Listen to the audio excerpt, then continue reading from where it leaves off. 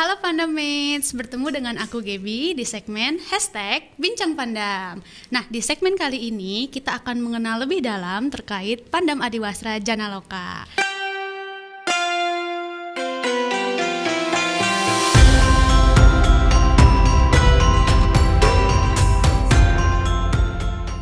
Pertama kita melakukan pendataan ulang. Sudah direkognisi itu adalah miliknya si desa itu gitu ya. Amazed sendiri gitu ya. Wow gitu, terkejut sendiri. Dan ini harus pakai tangan ya, nggak boleh dicap. Iya atuh, ini semua handmade. Tadi balik lagi nih ke yang tadi sempat Mbak Mir bilang tentang eco-friendly. Berarti pewarnaannya ini juga tadi sempat disinggung pewarnaan alami ya? Betul, Ini betul. berarti diwarnai dengan warna alami? Betul, betul. Yang dimaksud warna alami itu apa sih Mbak Mir?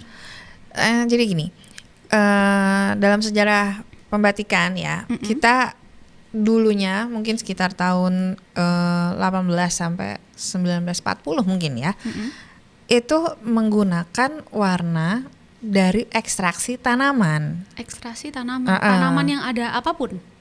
Gini, tanaman pewarna itu kan banyak variasinya, dan yang paling utama itu adalah tanaman itu mempunyai zat tanin.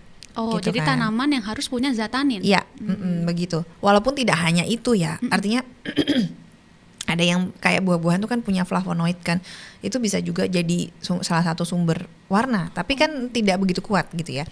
Nah, kalau yang misalnya diekstrak dari akar, daun, batang gitu ya, nah itu bisa menghasilkan warna-warna yang kuat, yang kuat yang bisa bertahan di serat kain gitu. Jadi sejarahnya itu memang tadinya sebelum kita pakai pewarna sintetis, terus kita pakainya warna alam gitu. Nah kemudian berubahlah jadi warna sintetis, dan kemudian ternyata kita mengetahui bahwa kerusakan alam yang dibikin oleh si warna sintetis ini itu sangat dahsyat gitu kan.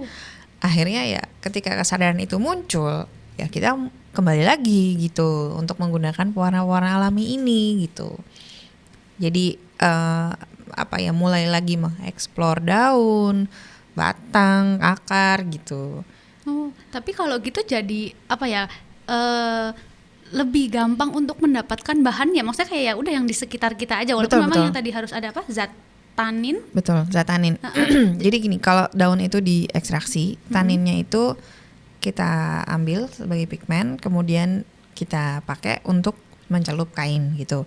Tapi kan itu kan juga prosesnya sangat panjang. Mungkin bisa dijelasin sedikit prosesnya tuh. Jadi misalnya ada yang paling populer ya, seperti warna biru ini ya. Ini kan biru indigo gitu. Biru indigo Ya, dari betul. daun indigo, betul ya? Dari daun indigo. Daunnya bisa lihat indra keenam ya. Serem dong daunnya itu. Yoi. Indigo vera tinctoria gitu. Jadi daun ini memang seperti perdu-perduan gitu ya. Jadi difermentasi selama beberapa hari gitu, sehingga nanti pastanya, jadi si daunnya itu kan membusuk ya, jadi seperti pasta. Nah itu akhirnya bisa dipakai untuk mencelup gitu. Nah itu salah satu pewarna yang sangat penting gitulah isi indigo ini. Tapi di lain sisi ada pewarna-pewarna yang memang diekstraksi dengan cara merebus. Oh, direbus. Nah dipanasi gitu, direbus terus nanti dapat intisarinya ya, dapat ekstraknya itu. Nah itu seperti itu gitu. Oh, berarti singkatnya seperti itu ya. Gitu. Berarti yang spesial itu daun indigo itu ya, maksudnya yang lain kan bisa direbus, tapi kalau daun indigo ini harus difermentasi betul, ya. Betul. Iya betul. Jadi pigmen birunya aktif itu karena fermentasi. Tapi ada banyak pewarna lain yang bisa menggunakan sistem fermentasi itu gitu. Karena ada bantuan bakteri ya kan, ada bantuan bakteri yang akhirnya bisa membuat si pigmen warnanya itu keluar gitu. Berarti untuk nentuin misalnya mau warna merah, hijau itu sebenarnya dari misalkan nih merah pakai bunga mawar misalnya, kan merah tuh. Kalau tadi kalau hijau pakai daun. Apa ada nggak sih satu bahan itu yang sebenarnya itu mungkin warnanya kuning misalnya, let's say kuning, tapi pas diekstraksi ternyata warnanya jadi biru misalnya, apa jadi hitam, mungkin nggak ada kayak gitu? Mungkin sangat mungkin. Ada color fixer juga, kita pakai color fixer. Jadi di akhir itu kita bisa pakai golongan-golongan logam.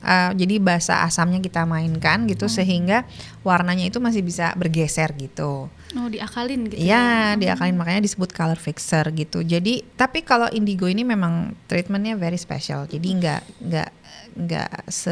seperti yang lain perlakuannya gitu kan.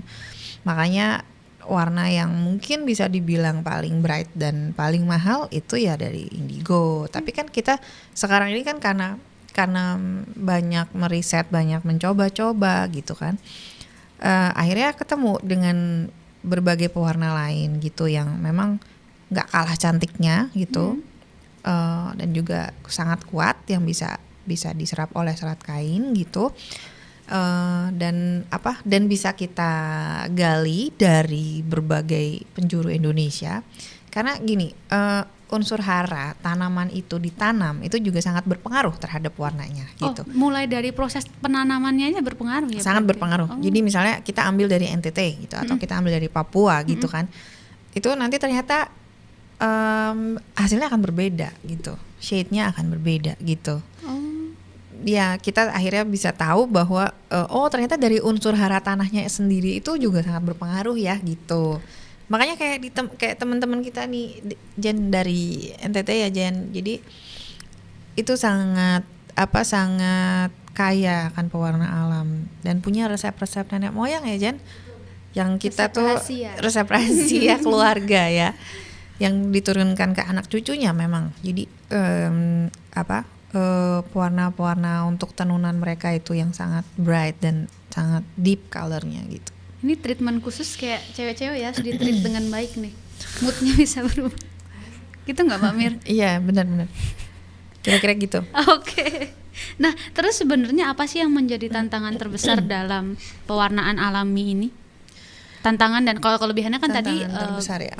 Kalau kelebihannya kan dia ya tidak merusak alam, limbahnya juga tidak membuat alam rusak segala macam. Tapi kalau untuk tantangannya sendiri, tantangan terbesarnya terutama itu adalah soal budidaya gitu.